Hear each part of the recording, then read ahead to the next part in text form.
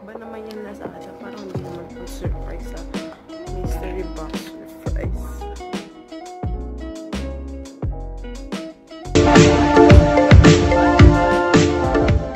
So, hi guys! Welcome back to my YouTube channel. And ngayon, mayroon tayong mystery box from Lazada because of yung sale nila. It's 12/12. So, andito yung purchase ko sa Lazada na 169.50 pesos. So, let's see kung anong laman. So, meron akong dalawang mystery box na in-order sa Lazada. Actually, meron din Shopee kasi hindi pa siya dumarating. Hindi ko alam kung kailan pa yun. Parang na-traffic ata, parang yung love life natin. Just like. So, ito yung una.